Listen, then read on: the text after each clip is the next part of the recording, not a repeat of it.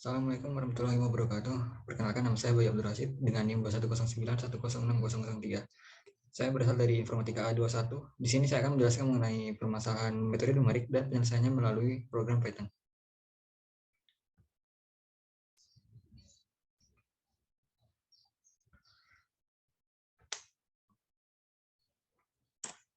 Baik, di sini terlihat permasalahan yang pertama dari metode numerik, yaitu kita akan menyelesaikan penyelesaian persamaan linear 3x ditambah 5y sama dengan 44, 5x tambah 2y sama dengan 29, menggunakan 3 cara, yaitu metode substitusi, eliminasi, dan aturan Cramer.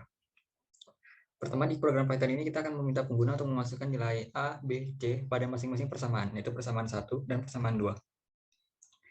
Jadi akan ada 6 variabel yang akan dimasukkan pengguna, yaitu 3 bagian A, B, C pada setiap persamaan. Kemudian program akan menampilkan persamaan yang baru saja dimasukkan oleh pengguna dan akan menjalankan sebuah ulangan yang mana di sini berfungsi sebagai fitur menu di mana pengguna dapat memilih metode penyelesaian dari persamaan tersebut. Ya, ini kita akan menyelesaikannya melalui 3 metode, yaitu substitusi, eliminasi, dan juga metode Cramer.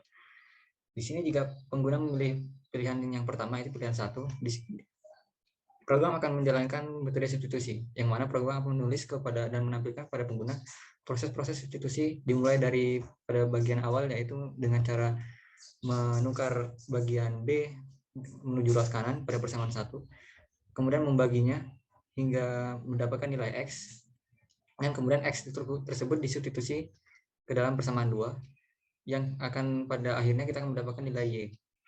Kemudian selanjutnya kita akan mensubstitusi kembali nilai Y tersebut ke persamaan 1, yang mana pada akhirnya kita akan mendapatkan nilai X, dan kemudian program akan menampilkan hasil X dan Y kepada pengguna. Pada menu selanjutnya, yaitu menu nomor 2, di sini program akan menyelesaikan melalui metode eliminasi, di mana program akan menggunakan variabel R yang mana merupakan hasil dari B1 dibagi B2 untuk dikalikan ke persamaan 2 agar persamaan 2 tersebut dapat dieliminasi salah satu unsurnya, yakni kita akan mengeliminasi unsur B pada persamaan 2. Jadi kita akan mengalihkan R tersebut ke persamaan 2, yang mana hasilnya akan kita tampung kembali ke variabel yang baru lagi, yaitu A3, B3, dan C3, sehingga kita akan membuat persamaan baru, itu persamaan yang ketiga. Dan setelah itu kita akan mengurangi persamaan 1 dengan persamaan 3, sehingga didapat persamaan baru, yaitu persamaan 4, yang akan disetor ke dalam variabel A4, B4, dan C4. Kemudian di sini kita akan membagi dan meneruskan proses operasi hingga mendapatkan nilai X yang didapat dari C4 dibagi A4. Kemudian X tersebut kita akan mensubstitusinya ke dalam persamaan 1 dan dihasilkan kita akan mendapatkan nilai Y. Kemudian kita menampilkan hasilnya kepada pengguna. Selanjutnya di sini kita akan menyelesaikan metode Cramer, yaitu pilihan ketiga, yaitu kita akan langsung memasukkan rumus Cramer untuk mencari nilai X dan juga nilai Y, dan hasilnya kita tampilkan kepada pengguna. Baik, kita akan menjalankan programnya.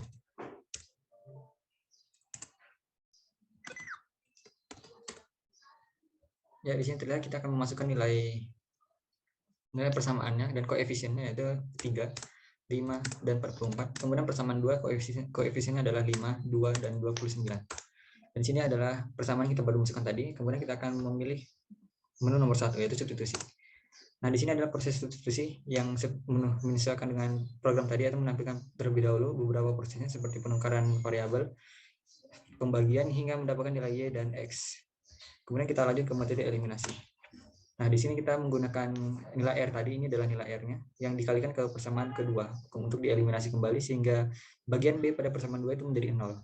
Dan kita bisa mendapatkan nilai X, yang kemudian kita substitusi lagi ke persamaan 1 hingga mendapatkan nilai Y.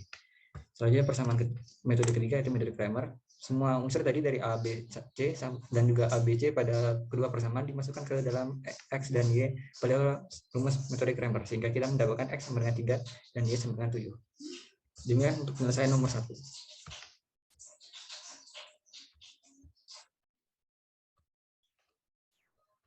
Baik, selanjutnya di sini kita akan membahas mengenai soal nomor 2, yaitu untuk mencari interpolasi kuadratik untuk nilai Y pada titik 3,2 yang berada di antara titik 1 dan 1,5, 2 dan 2,1, serta 5 dan 4,2.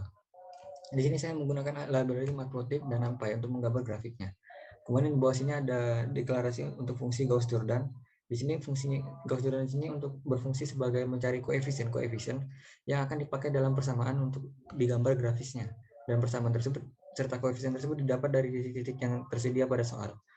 Kemudian selanjutnya di sini saya mendeklarasikan inputan untuk pengguna, di mana program meminta inputan X1, Y1, dan X dan koordinat X dan Y yang lainnya untuk 3 titik. Kemudian juga meminta titik X yang akan diinterpolasi untuk dicari titik Y-nya. Kemudian di sini saya membuat rumus interpolasi kuadratik yang mana diwakili dengan 3 variabel yaitu A, B, dan C, yang mana ketiganya tersebut akan dijumlahkan untuk mendapatkan nilai Y. Selanjutnya di sini akan kita print titik tersebut, titik Y-nya.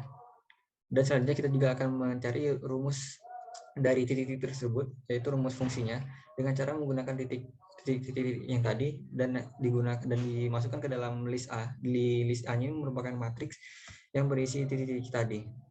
Serta juga ada list B yang mana mewakili titik Y yang tersedia pada titik-titik tadi. Kemudian melalui Gauss-Jordan kita menghitung menggunakan parameter list A, list B, dan juga N sebagai panjang dari matriks tadi untuk mencari koefisien-koefisien yang akan digunakan sebagai untuk membentuk persamaan baru. Pada Gauss-Jordan di sini kita akan mengeliminasi matriks tadi menjadi matriks identitas agar kita mendapatkan Y-nya atau koefisien yang kita akan dapatkan itu akan dihasilkan dan disimpan ke dalam list X. Caranya itu dengan membagi setiap unsur diagonalnya untuk menjadi satu hingga menjadi satu, kemudian mengeliminasi sisanya menjadi 0.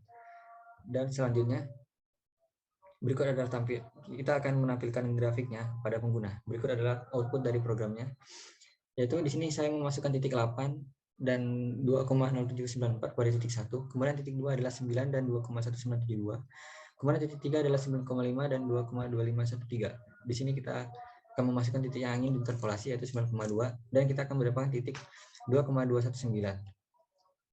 Kemudian dari titik tersebut kita akan menggunakan Gauss-Jordan untuk mencari persamaan dan koefisiennya akan terbentuk persamaan baru, dan persamaan ini akan dimasukkan ke grafik matplotlib dan beginilah hasil grafiknya.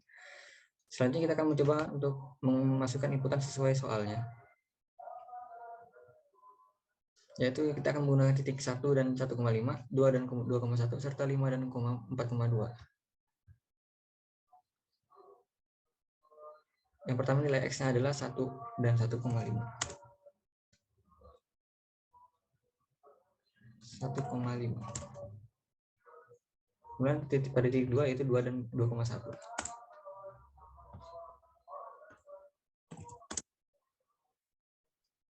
Pada titik 3 yaitu 5 dan 4,2. Selanjutnya titik yang akan kita interpolasi adalah X sama dengan 3,2. Nah, di sini adalah titik Y-nya, kita mendapatkan 2,886, serta kita mendapatkan koefisien yang dapat dibentuk ke persamaan baru dari Gauss-Jordan, sehingga kita dapat membuat gambar grafisnya secara lebih akurat menggunakan matplotlib. Di sini soal nomor 3 adalah kita akan menghasilkan SPL dari keempat persamaan berikut. Setiap SPL ini memiliki 4 variabel, yaitu variabel W, X, dan Y, dan Z, menggunakan metode Gauss-Jordan. Kita akan mendeklarasikan fungsi Gauss-Jordan-nya. Kemudian setelah itu kita akan mendeklarasikan nilai A dan B, yang mana ini merupakan list yang berisi koefisien-koefisien pada persamaan tadi. Persamaan yang pertama, koefisien akan ditempatkan ke baris pertama. Persamaan kedua ditempatkan kepada baris kedua, dan seterusnya. Sementara itu, konstantannya akan ditempatkan pada baris per baris pada list B. Kemudian juga ada variabel N yang hitung panjang dari listnya ini, list A. Dan kita akan memanggil fungsi Gauss-Jordan. Jadi kita kembali lagi ke atas, yaitu fungsi Gauss-Jordan. Di sini pertama program fungsi akan membuat list kosong yang akan menampung hasilnya tadi untuk kemudian ditampilkan kepada pengguna. List ini akan berfungsi untuk menampung hasil. Kemudian kita akan menampilkan perulangan. Perulangan di sini berguna untuk membagi setiap diagonal pada list atau kita akan melibatkan matriks A tadi, diagonalnya akan dijadikan 1 sehingga dibagi per baris, tiap baris akan dibagi dengan diagonalnya sendiri. Kemudian pada bagian selanjutnya kita akan mengeliminasi tiap baris tadi agar menjadi 0. Jadi setelah kita mengeliminasi, kita mengubah setiap baris, misalkan pada kasus ini baris pertama, dan dengan membagi setiap barisnya dengan nilai diagonalnya. Nilai diagonal misalkan pada kasus ini adalah nilai 6, maka baris ini akan dibagi dengan 6. Setelah itu, kita akan mengubah baris di bawahnya, yaitu baris 12, 18, dan negatif 6 menjadi 0, dengan cara menguranginya dengan menguranginya dengan pembagian dari 12 dan 6, yaitu pada bagian ini. Yaitu kita akan mencari dulu terlebih dahulu nilai M yang kemudian akan dikalikan atau dikurangkan. Pertama kan dikalikan dulu ke barisnya, kemudian dikurangkan dengan baris saat ini, sehingga baris tersebut salah satu elemennya, yaitu pada kasusnya elemen pertamanya, menjadi 0. Dan begitu seterusnya akan bekerja ke baris-baris dan kolom-kolom selanjutnya, sehingga akan didapat matriks identitas. Yang mana setelah itu kita akan dengan mudah menentukan hasilnya. Kita melihat hasilnya, yang mana hasilnya itu adalah dapat dari variabel atau list B tadi, list B ini, yang sudah dioperasikan ke dalam rumus fungsi Gauss-Jordan. Kemudian kita akan tampung nilainya ke list X dan kita akan menampilkan hasilnya sebagai berikut. Nah, di sini adalah hasilnya. Hasil yang kita tampilkan di sini secara bertahap, yaitu setiap tahap ditampilkan, setiap perubahan yang terjadi pada dalam matriks ditampilkan kepada pengguna. Jadi seperti tadi, di sini kita akan membuat diagonalnya menjadi 1, kemudian baris tiap per baris di bawahnya diagonalnya itu akan menjadi 0. Dan akan ke tahap selanjutnya yaitu mengubah diagonalnya selanjutnya itu menjadi 1 kembali dan mengubah baris-baris di bawahnya menjadi 0. Begitu seterusnya hingga kita mendapatkan matriks identitas.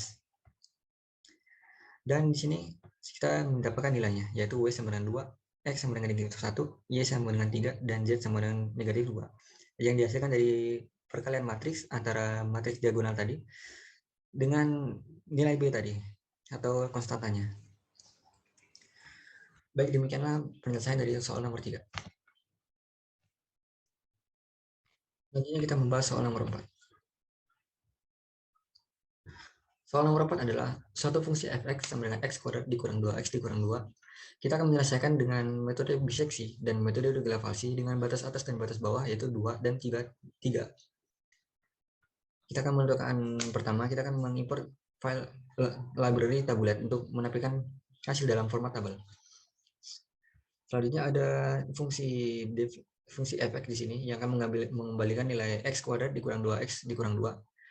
Selanjutnya kita mendeklarasikan nilai A dan B, yaitu batas atas dan batas bawah, dan juga toleransi Galat, yaitu adalah 0,00001.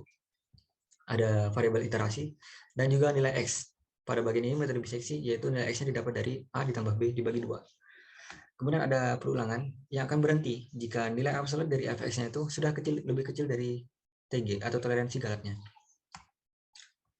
Kemudian kita akan menambahkan setiap nilai-nilai tadi ke dalam list kolom, yang mana list kolom tersebut akan ditambahkan ke dalam list tabel. Selanjutnya, kita akan melakukan percabangan untuk mengecek apakah FA dikali Fx itu kurang dari 0.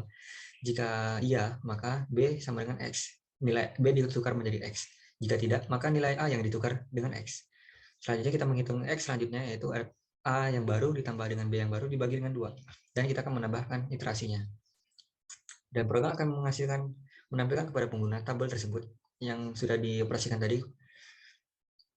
Dan selanjutnya ada metode regrafasi. Sama seperti sebelumnya, ada deklarasi batas atas dan batas bawah, serta toleransi Galat. Dan juga pada bagian X-nya, kita akan menggunakan rumus regrafasi, yaitu A dikali FB dikurang B dikali FA, dibagi dengan FB dikurang FA. Seperti tadi, kita akan menambahkan tiap-tiap elemen ke dalam list kolom, yang mana list kolom itu akan ditambahkan ke list tabel.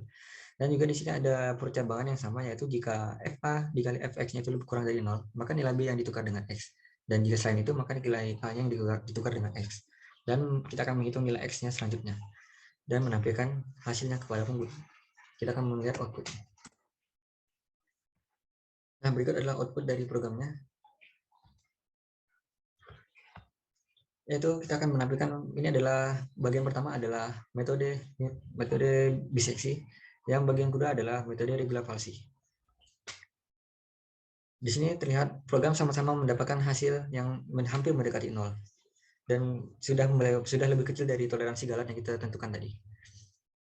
Dan di sini perbedaannya adalah mengenai iterasinya sendiri, yang pada regrafasi itu membutuhkan iterasi yang lebih sedikit dibanding pada metode biseksi. Baik, demikian programnya sudah dapat menemukan nilai pendekatan akar dari fungsi pada soal. Baiklah, itu saja yang bisa saya sampaikan mengenai penyelesaian dari soal-soal pada metode numerik melalui program Python. Kurang dan lebihnya saya mohon maaf. Wassalamualaikum warahmatullahi wabarakatuh.